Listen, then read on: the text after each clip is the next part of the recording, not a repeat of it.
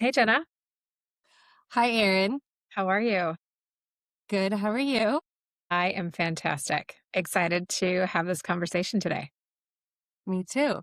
I am very excited because in this episode of Fractional Frequency, we speak with Jeremy Blaze, a London based product designer, multi venture founder, and head of the product design agency Never Before Seen. Jeremy will discuss the current insane pace of software development, where the bottleneck has shifted to product.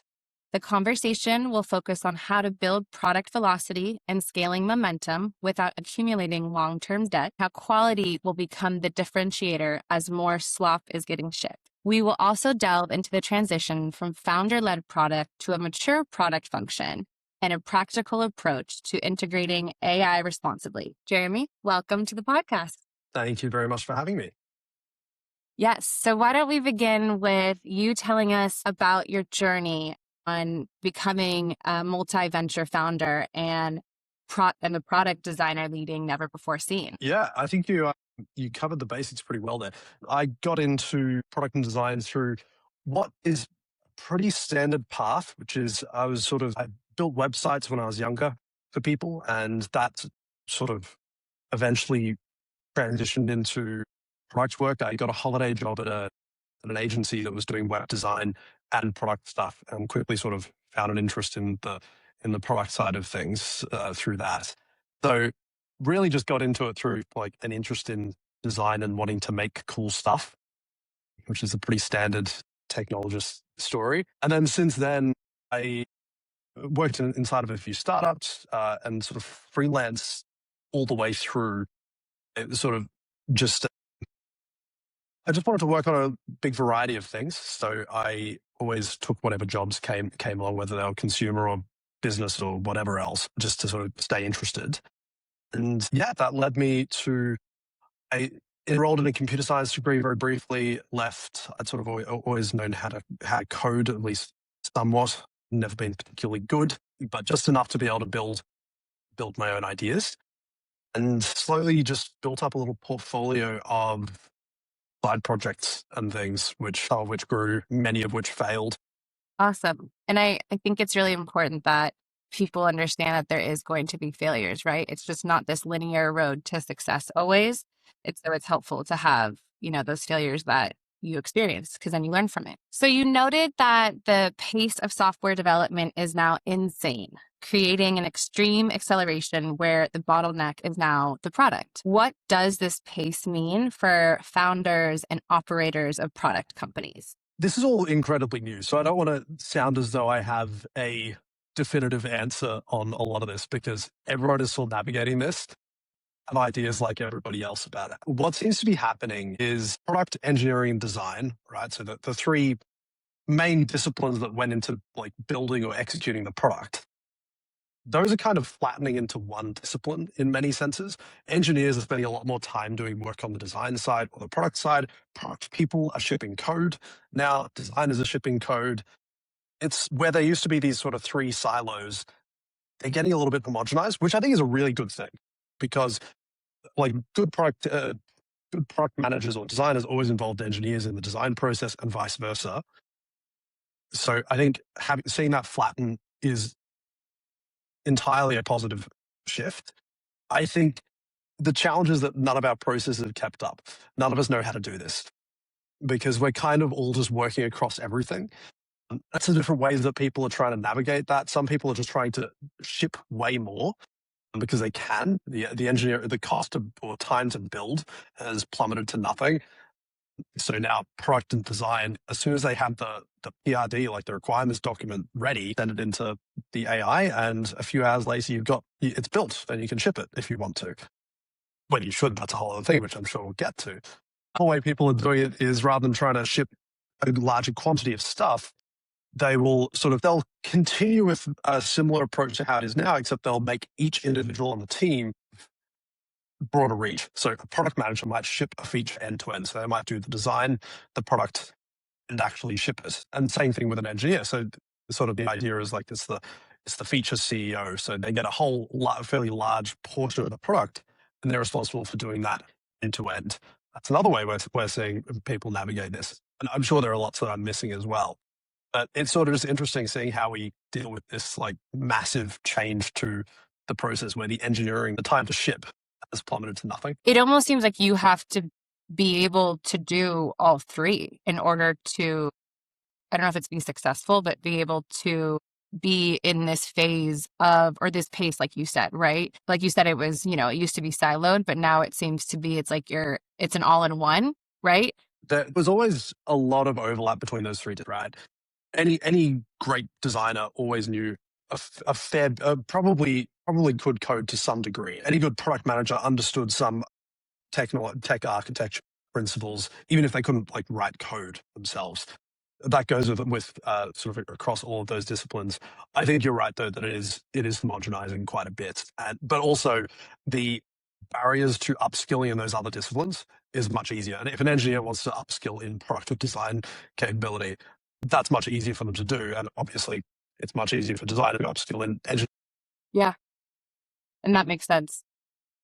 So, how do teams build product momentum and scale product velocity without leading long-term design? I think if you can ship anything, you've all of a sudden got a new question, right? Where we can there's a dangerous pathway here where we're talking. I can't remember if this is before we hit record or not, but there are lots of failures in every product person's past, right? There's not all of your ideas are great, and the problem is we can now ship all of our ideas, which is in one sense amazing. That's really exciting, but also we not all of our shouldn't be shipping all of our ideas, right? So a lot.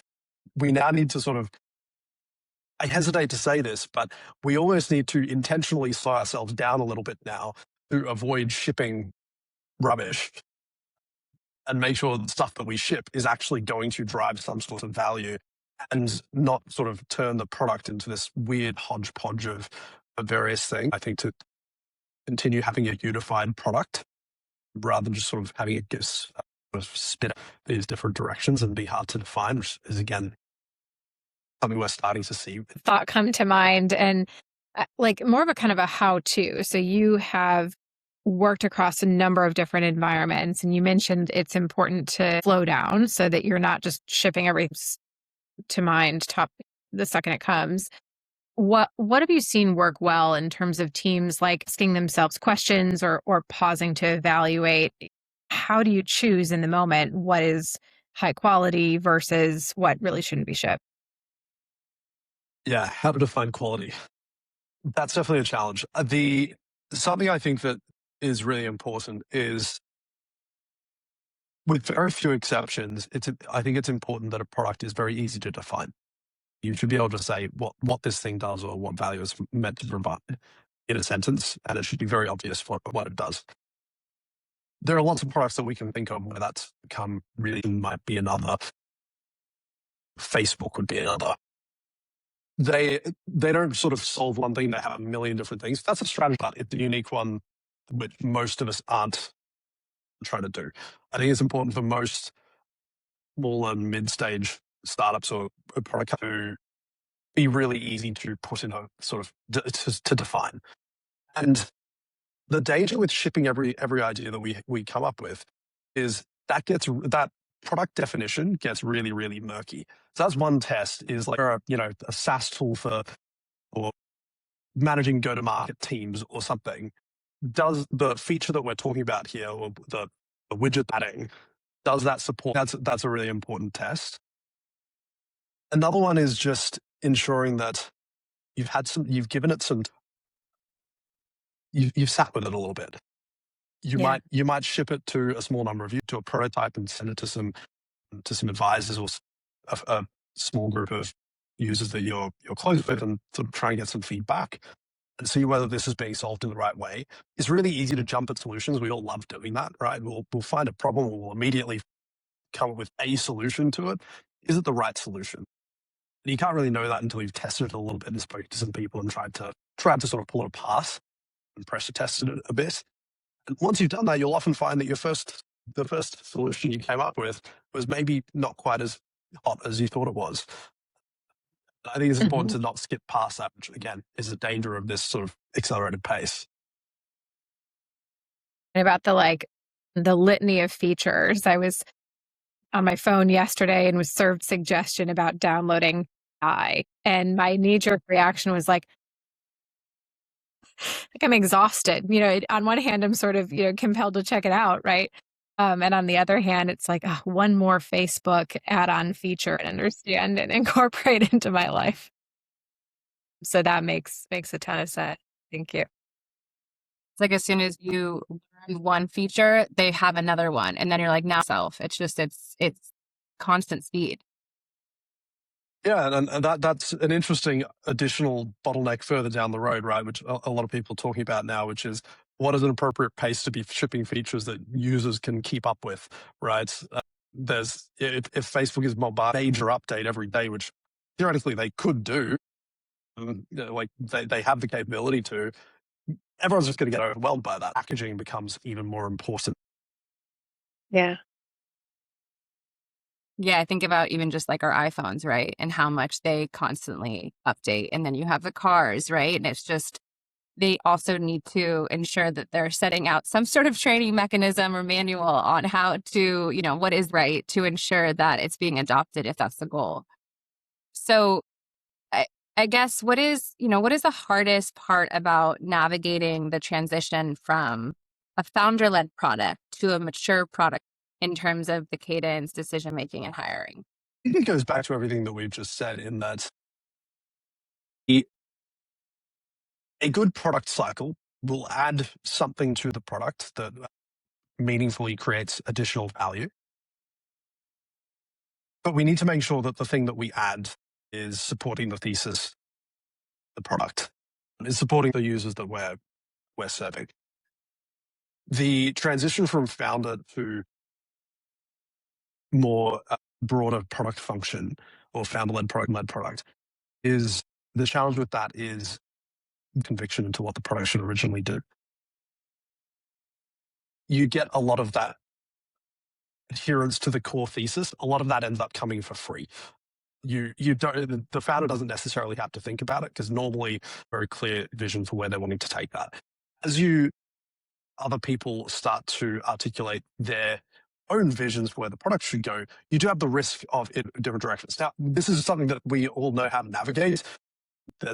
We've got to communicate the vision to the team so that everyone's shared to work towards.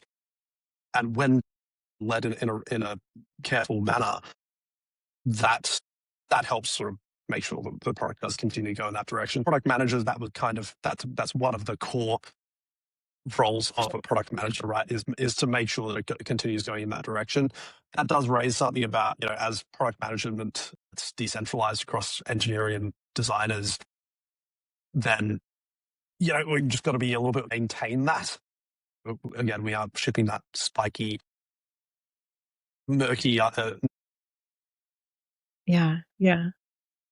Jeremy, we've talked a couple of times or sort of brushed on the impact that AI is having in the space for all product companies, for product development, software development. I'm sort of curious to spend a little bit of time on that with you. So, maybe start by telling us about your approach to incorporating AI in product development, including maybe how you think about response, or you think is Okay, well, this. I think the using AI to build the product is that's actually an easy one. I think vibe coding as we're calling it, and now as some people are calling it, agentic engineering, is a challenge in that we have the fear at the start when we were all starting to vibe code was, oh, we're shipping all this code and none of us know what's happening under the hood. No one knows. No one actually understands or has reviewed. Now, that might be an issue at some ends of the spectrum of vibe coding. Any mature product company is having engineers review it. We can even get agents to review our code. I actually think that's much less of an area of concern than people think it will be. I think what will happen is we are all shipping way more. Anything that we were shipping always had huge software companies still every few a massive attack or sort of snafu with their product. It happens. we're never going to diminish zero. I think AI is actually around the means of making it more dangerous. I think if the product handles complex matters, so if it's moving money around, for instance, we need to be really careful. And that just comes down still to responsible engineering, segregating services appropriately, and good security practices, and keeping your engineers involved in the design of the system. But that's the engineering, the process side. The user side, I think, is in many ways much more interesting and much harder to answer AI there, because the challenge there is years ago when we weren't shippers with AI in them, there were the scope for misuse of our products was very small. When I say misuse, I don't necessarily mean that we didn't predict, right? People mostly, the product would guide people in a specific way and they would use it mostly within how we expected them to. Now, as we ship these really flat, actually know how people are going to use it, right? Because they're infinite in their potential application cases. So I think that's really interesting. The challenges we're seeing with interface design now is, we're all using the chatbot a lot now as an input method. And I think the chatbot is a really good input method, to be honest. That's the potential designers like to hate on the chatbot. I actually think it's really good. But it is a bit of a black box problem, right? One of the key things in you and being able to sort of progressively demonstrate new areas of the product to a user as they got to know the system better, harder now. Because when we just give them a chat window, you might see some cheesy suggestions underneath for how to get started, but a lot of the time it's a pick your own adventure paradigm, which doesn't easily help people sort of level up. So there's something to be really intentional about. It's a shortcoming of this new method or this new input paradigm. But I think that's another area where the process or the patterns that we haven't really kept up with where the technology has gone. We're seeing lots of people answer this in really interesting ways, but balancing that, should the product be opinionated question with the how do we let people do whatever they want with this product piece is really difficult. And I think it has. Yeah. Yeah. That's interesting. And I'm sure that's a large part of your conversations on a daily basis with your clients and trying to, I when we mean, talk, I'll give you it's just come to mind, I'll give you an example of that. Like from Yeah. the SaaS world is every SaaS app is adding this at the moment, which like the first AI feature of SaaS ad is AI reports or something like that, or maybe it might be AI search. But if there was an analytics module in your SaaS app, you're probably going to start seeing AI get added in there at some point. And all it will do is build out the queries to generate the report. And the question immediately comes, okay, if we're doing that, do we still provide the stock standard reports or do we just let people build their own? And the answer to that is probably, yeah, we should provide some building blocks so that they can get started and allow them to customize. But again, it's just a really simplistic example of we could go completely the pick your own adventure route. We could go completely the really opinionated. yeah, yeah, that makes sense. I think increasingly like people need things to react to, and where I've interacted with products where that's not the case, it can be kind of hard to figure it out is to try to get there. We talked last time, Jeremy, we were talking a little bit about what AI is good at. And you mentioned that you feel like there's a little bit more strength, at least today, in the soft than on topics or tasks that are more rigid, but that if people don't love to have that conversation, but you think it's an important one to have.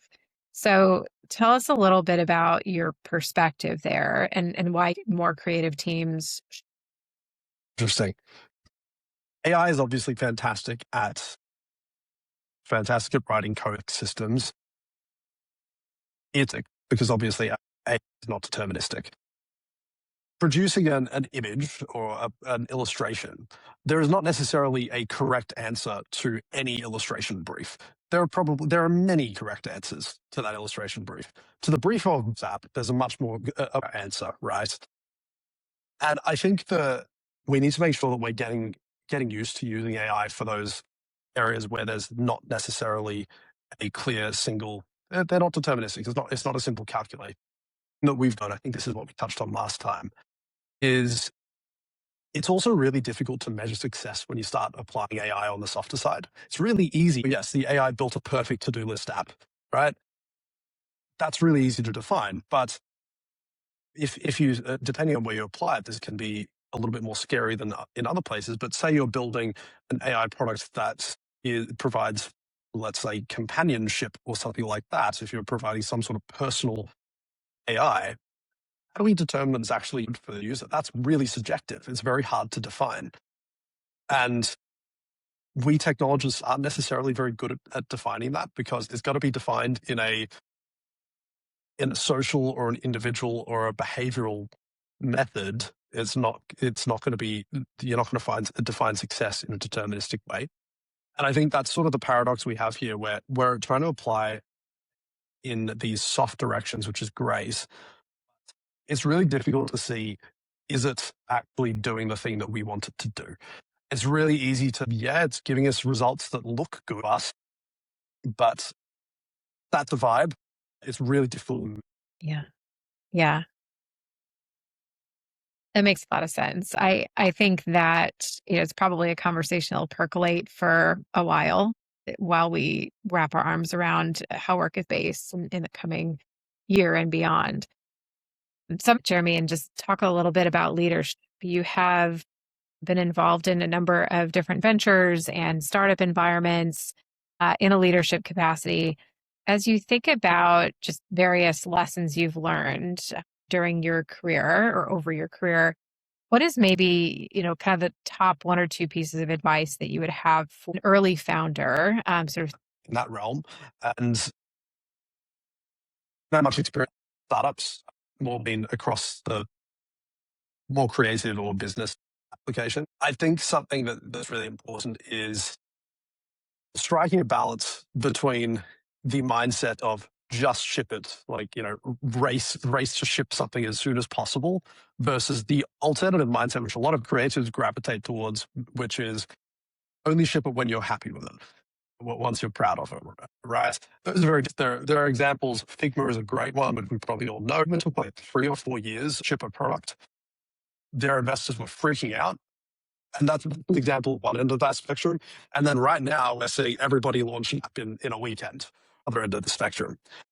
I think neither is correct. The answer is always somewhere in the middle there. It's going to be different based on the product.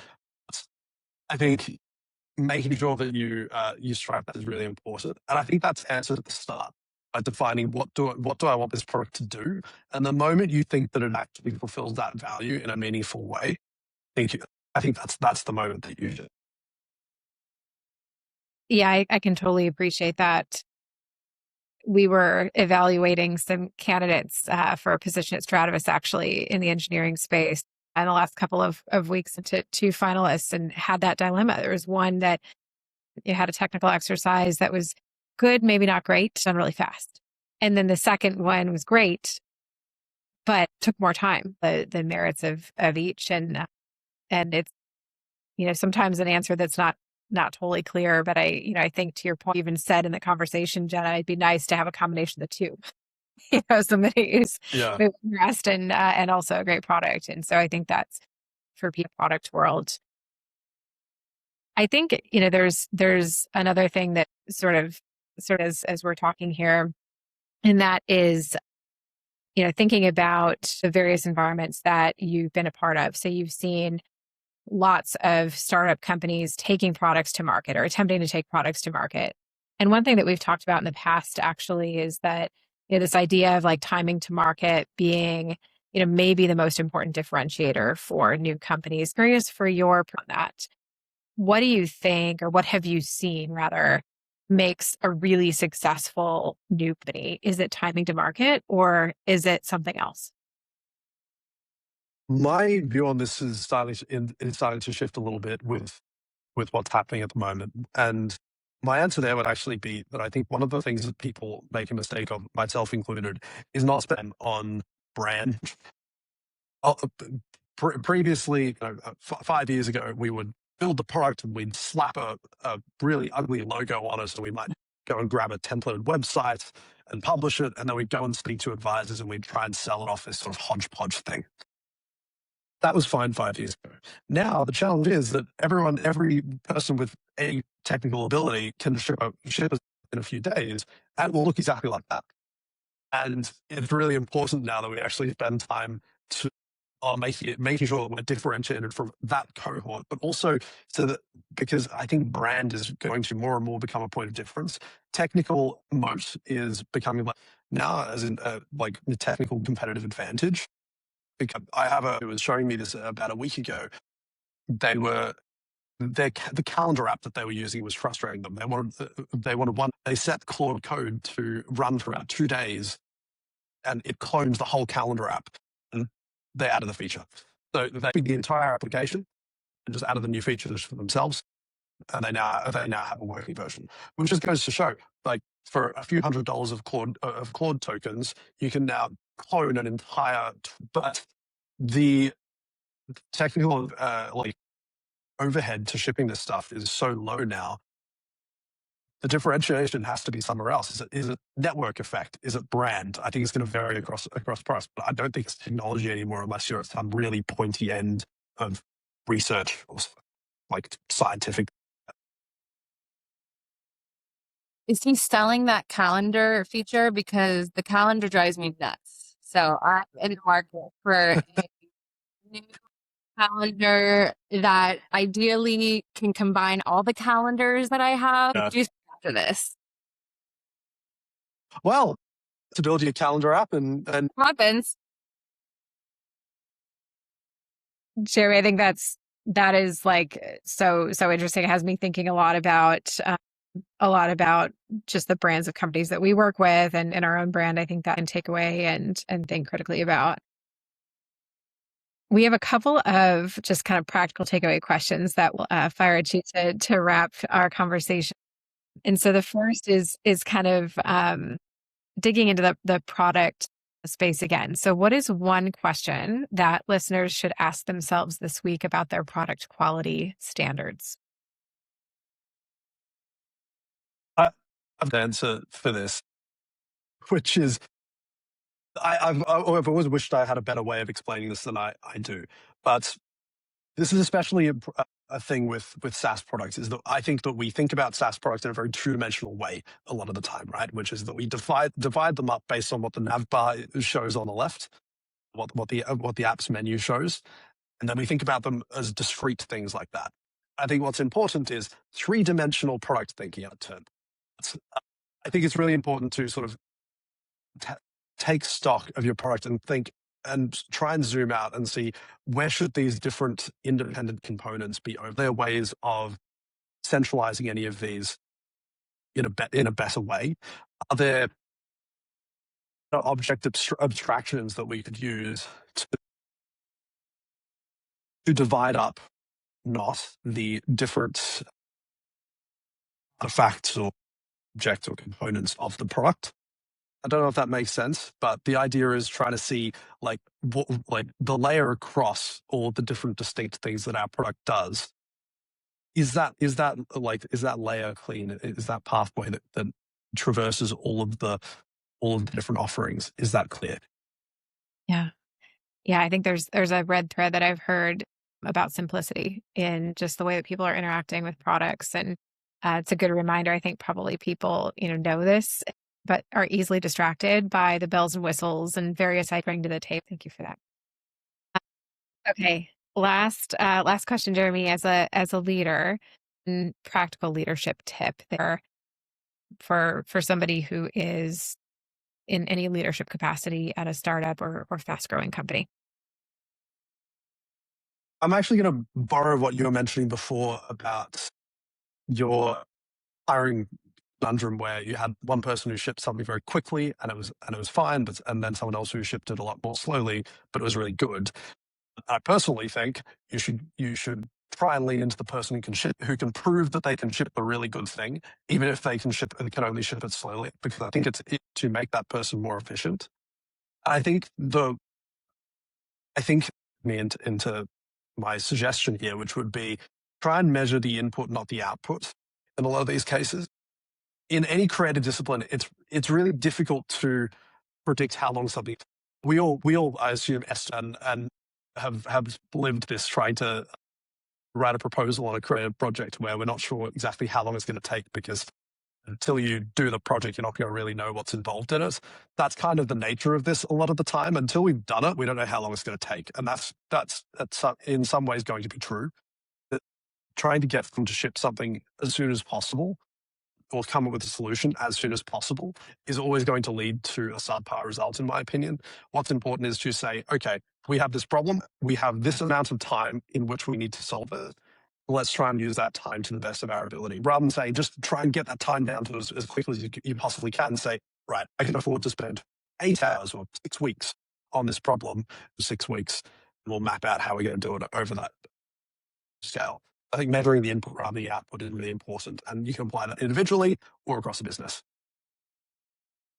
I like the way you think about that. And speed is not always the answer. In our industry, we have a sort of a triangle that we often refer back to: speed, quality, cost, and everybody wants all three. You can't have all three. You can usually pick two, and so you can have a conversation about that. But Jeremy, thank you for spending time with us. It's been great to pick your brain and maybe borrow some of your best practice, both for us and for our listener base. Really appreciate you sharing openly about your approach. And so if listeners want to learn more about you or engage with your firm, where can they do that? Yeah, they can Google Jeremy Blaze or Never Before Seen, which is the name of my studio, and they'll be able to find us that way. 1 second to stop recording.